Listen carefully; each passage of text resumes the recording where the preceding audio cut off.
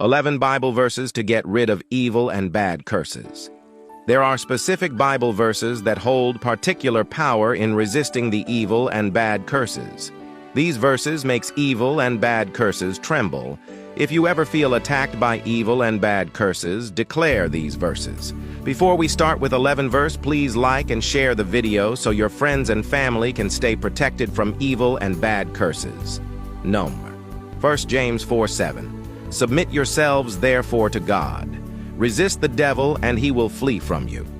James 4:7 is very powerful verse that offer dual action, that is positive submission to God and active resistance against evil and bad curses.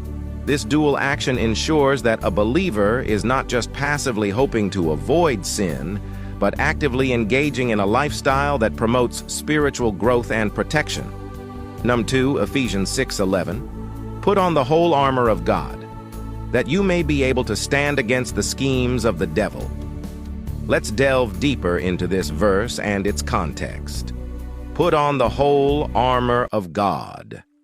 The armor represents various spiritual resources that believers are encouraged to adopt in their lives to protect themselves from spiritual harm, that you may be able to stand against the schemes of the devil.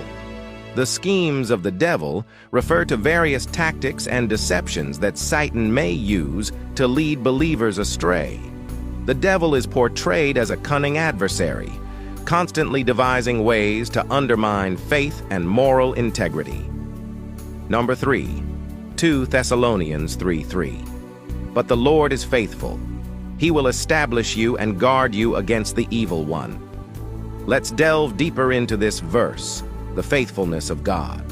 The statement, "The Lord is faithful," serves as a reminder that God remains constant and reliable in his promises and care, irrespective of the circumstances. Establishment by God. The phrase, "He will establish you," suggests that God will make the believers firm in their faith and convictions. Protection against evil. Guard you against the evil one indicates God's protective care over believers, shielding them from the attacks of the evil and bad curses. Number 4, Psalm 91:1-2. He who dwells in the shelter of the Most High will abide in the shadow of the Almighty. I will say to the Lord, my refuge and my fortress, my God, in whom I trust. This verse invites believers to experience God's protection through a close and trusting relationship with him. It reassures them that by staying near God, under his care, they gain not just physical safety, but also spiritual security. Number 5, 1 Peter 5:8-9. Be sober-minded, be watchful. Your adversary, the devil, prowls around like a roaring lion, seeking someone to devour. Resist him, firm in your faith.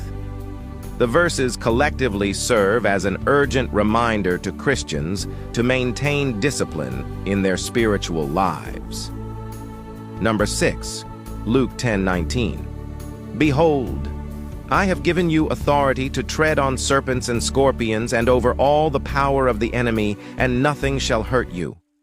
This verse serves as a profound reminder of the spiritual authority they possess through faith in Christ. It encourages them to face spiritual challenges boldly and assures them of God's protection against the forces of evil and bad curses. Number 7, Psalm 23:4. Even though I walk through the valley of the shadow of death, I will fear no evil, for you are with me. Your rod and your staff, they comfort me. Psalm 23:4 offers a profound expression of faith and trust in God's omnipresence and benevolence, even in the darkest and most frightening moments.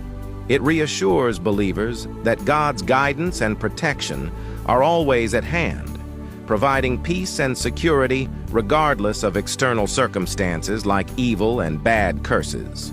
Number 8, Romans 12:21.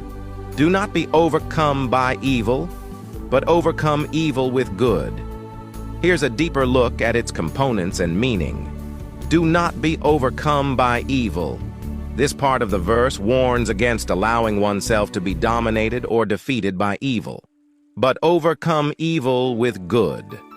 This part guides us that believers should resist and counteract evil. The strategy isn't to respond in kind, which would propagate a cycle of negativity and wrongdoing, but to act contrary to the nature of evil by doing good. Number 9. Psalm 34:17. Psalm 34:17 serves as a profound reassurance for believers that God is not only capable of rescuing them, but is also willing and ready to do so when they reach out to Him in righteousness and faith.